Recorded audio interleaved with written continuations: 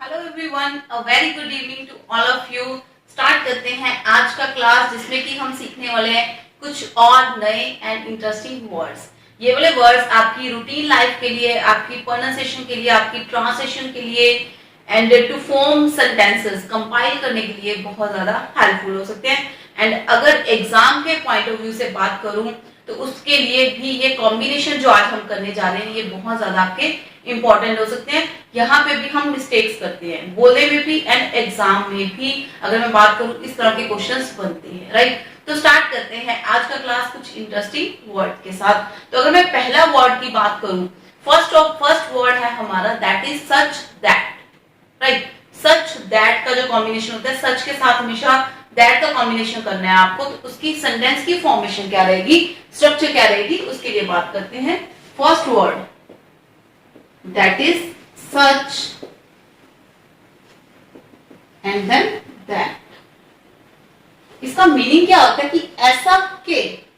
सच मतलब ऐसा, दैट मतलब के। कॉम्बिनेशन क्या हो गया, ऐसा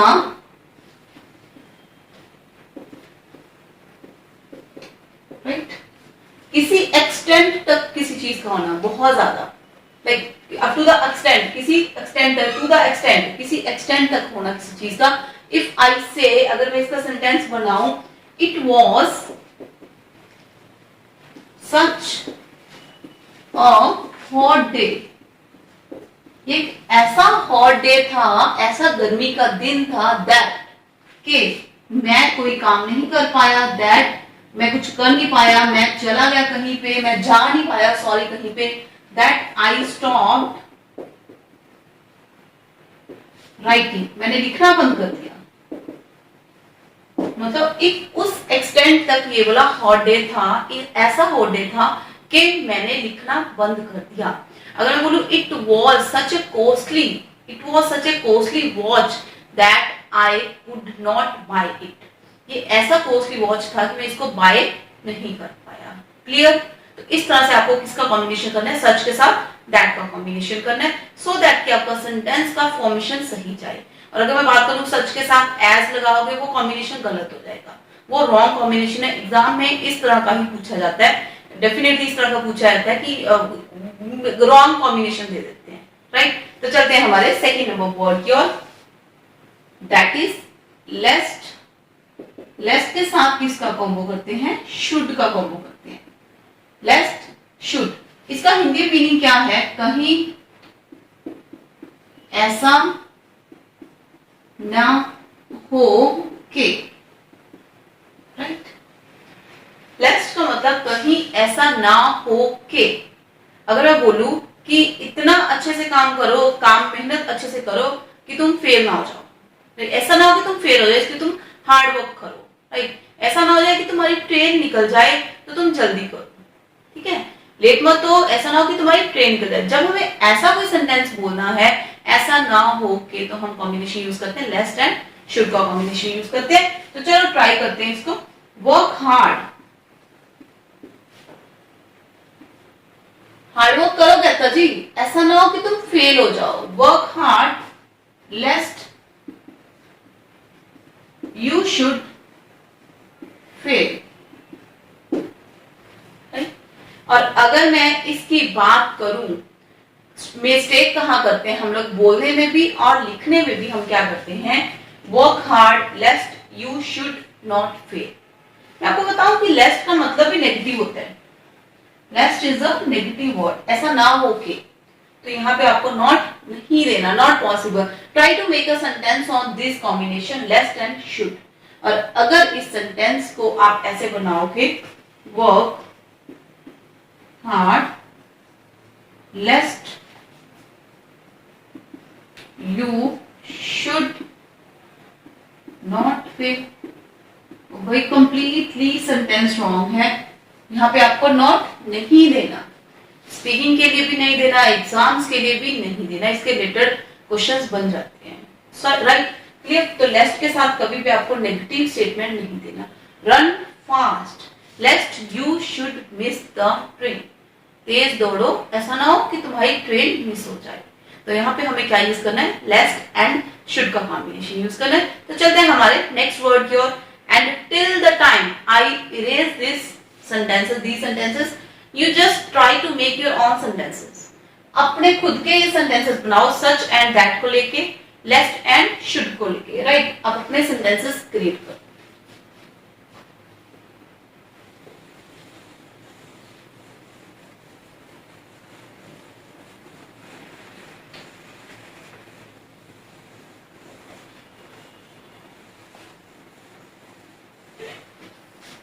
हाँ जी, नेक्स्ट है हमारा combination that is as and as का.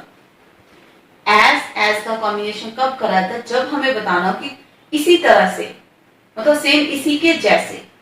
मैं बोलूं अगर वो पर्सन ऐसे है जैसे कि मैं हूँ, वो पर्सन इतना इंटेलिजेंट है जैसे कि वो तुम हो, तो उसके लिए हमें क्या यूज करना पड़ता है? कॉम्बिनेशन एज एंड एज का कॉम्बिनेशन यूज करना है. तो अगर मैं यहाँ पे बात करूं एज एंड एज की, इसके हिंदी में हम क्या लिखेंगे? की राइट. एग्जाम्पल देखो, she is almost as pretty as me. वो ऑलमोस्ट उतनी की प्रेटी है, उसी जितना का मैं प्रेटी हूं, वो उसी के तरह ही वो प्रेटी है. जब पॉजिटिव कॉम्बिनेशन करना है, आपको पॉजिटिव कंपैरिजन करना है, तो आप क्या कह सकते हो? As an and for positive comparison, कि वो चीज इतना को अच्छा है जितना कि ये वाला है. तो वहां पे आपको क्या यूज करना है? एज एंड एज का कॉम्बिनेशन यूज करना है, राइट? एज के साथ एज लगाओगे. एक और देखो sentence, he is as perfect as he can be. वो उतना को परफेक्ट है जितना कि वो बन सकता है, जितना कि वो हो सकता है. तो हमने पॉजिटिव कंपैरिजन करा, राइट? अगर बोलूं she is as beautiful as her mother is, sentence देखो, she is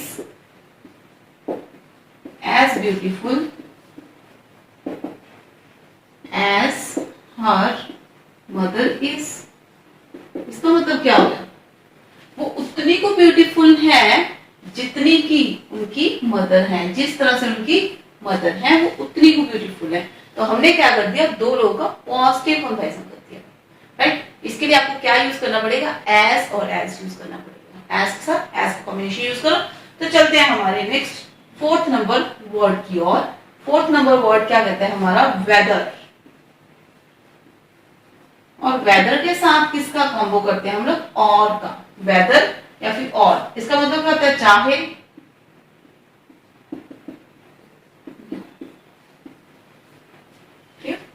चाहे या. अगर मैं यहाँ पे एक सेंटेंस लिखूं, आई रियली डोंट नो, मुझे नहीं पता लगता सही में कि मैं उसकी हेल्प करूं या ना करूं. जब आपको दो में से डिसाइड करना होता है कि कोई काम करना है या नहीं करना है, तो उसके लिए हम किसका कॉम्बिनेशन यूज करते हैं? उसके लिए हम वेदर और का काम करते हैं. मैं कहते हैं मैं डिसाइड नहीं कर पा रहा हूँ कि मुझे वहां पे जाना चाहिए कि नहीं जाना चाहिए, राइट? मैं वहां पे जाऊं या फिर ना जाऊं, तो फिर किसका कॉम्बिनेशन करेंगे? वेदर और का कॉम्बिनेशन करते हैं हम लोग, राइट? तो चलो, I really don't know whether to help him or not. Whether के साथ आपको हमेशा ही किसका कॉम्बिनेशन करना है? और का कॉम्बिनेशन करना है. मुझे रियली कहता नहीं पता, मुझे सच में नहीं पता कि मैं उसका हेल्प करूं कि ना करूं. क्लियर? जब आपको लगता है you are there between two conditions, आपको दो कंडीशंस में से कुछ एक डिसाइड करना है कि ये काम करूं या ना करूं. You are perplexed, you are confused, तब आपको वेदर और का कॉम्बो यूज करना है. Now you make your own sentences. किसके ऊपर? एज के साथ और वेदर और के साथ. अपनी नोटबुक पे आप अभी के अभी सेंटेंसेस फॉर्म करो. फॉर्मेशन करते जाओगे तो बहुत इजी रहेगा आपके लिए, सो दैट कि आपको आगे के लिए याद रहेंगे वर्ड्स एंड आपको यूज करने भी आ जाएंगे. तो चलते हैं हमारे नेक्स्ट वर्ड की ओर. तब तक आप अपने सेंटेंस क्रिएट करो.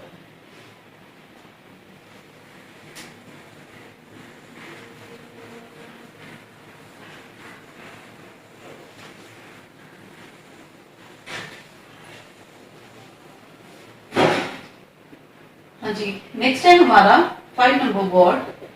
5 नंबर वर्ड क्या कहता है? Well to do. Well to do, well to do का मतलब क्या होता है? रिच होना, अमीर होना, राइट। ठीक है, इसको क्या बोल सकते हैं? अमीर। और इसके लिए एक वर्ड यूज कर सकते हैं, having a lot of money. Having a lot of money, बहुत सारा पैसा होना के पास, राइट। तो चलो, अगर मैं यहाँ पे एक सेंटेंस लिखूं, he is lucky, he is lucky to, he is lucky who born in a well to do family। वो लकी है कि वो बॉर्न हुआ किसमें? अमीर फैमिली में, राइट। तो हमें जब किसी को बोलना है कि वो अच्छी फैमिली में बॉर्न हुआ है या वो फिर वो अच्छा है, राइट, अच्छी फैमिली से बिलोंग करता है, तो उसके लिए क्या यूज करना है? हमें वेल टू डू यूज करना है। रिच को रिप्लेस कर लो आप किसके साथ? वेल टू डू के साथ। सुनने में भी इंटरेस्टिंग है एंड थोड़ा इंप्रेसिव वर्ड भी है, वेल टू डू इसको, राइट। तो चलो चलते हैं हमारे नेक्स्ट वर्ड की ओर, that is keep in mind. Keep in mind में क्या है? ध्यान में रखें, कोई चीज अपने माइंड में रखें। तो इसके लिए क्या बोलेंगे? ध्यान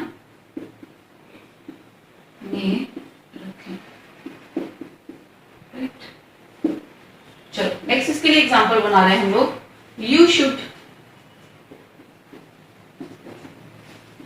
should also keep in mind your budget. कहता आपको अपना बजट भी ध्यान में रखना चाहिए, दिमाग में रखो। अगर मैं कोई किसी बात के लिए बोलूँ ये चीज आप ध्यान में रखो, माइंड में रखो, ठीक है, तो उसके लिए हम क्या लगाते हैं? कीप इन माइंड यूज करते हैं। क्लियर? कीप इन माइंड को अगर मैं यहाँ पे कीप इन व्यू लिख दूं वो भी सही है। कीप इन माइंड को अगर हम कीप इन व्यू लिख लेंगे तो बोथ आर सेम, दोनों का मीनिंग सेम जाएगा। You should also keep in view, keep in view या फिर keep in mind, both are same. यहाँ पे माइंड की जगह पे हम व्यू भी ऐड कर सकते हैं, राइट। ओके, तो चलते हैं हमारे नेक्स्ट वर्ड की ओर। हाँ जी, नेक्स्ट है हमारा 7 number word, in quest of. In quest of, quest का मतलब होता है सर्च करना, किसी चीज की तलाश में। क्वेस्ट मतलब किसी चीज की खोज करना, तो दैट मीन किसी चीज की तलाश में।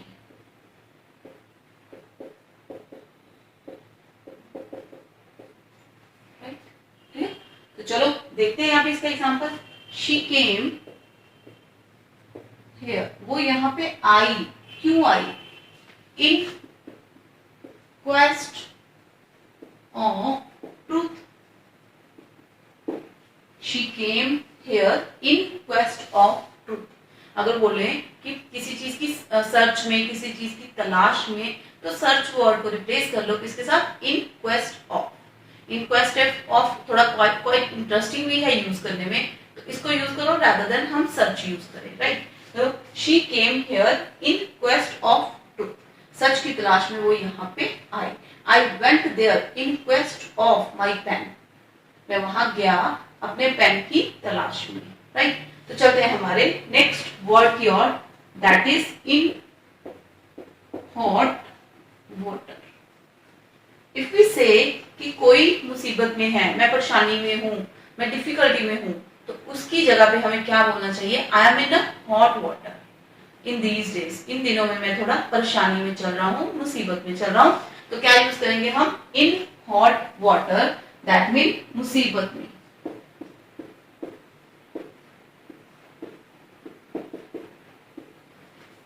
ओके, तो इसका एक इंटरेस्टिंग सेंटेंस ट्राई करते हैं हम बनाने का। देखो, the company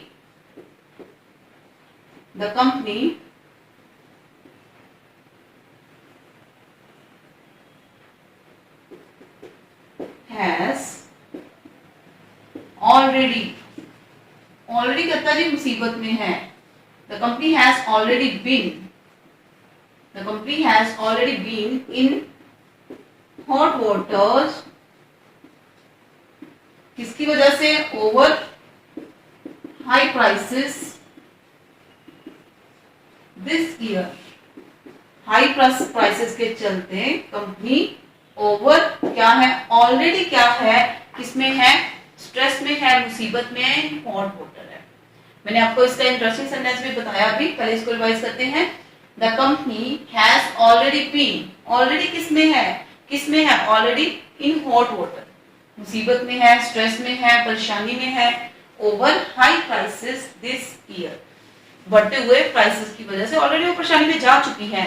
if I say I am in a hot water in these days due to कोविड-19, तो सेंटेंस सही है यहाँ पे। You just try to form your own sentences.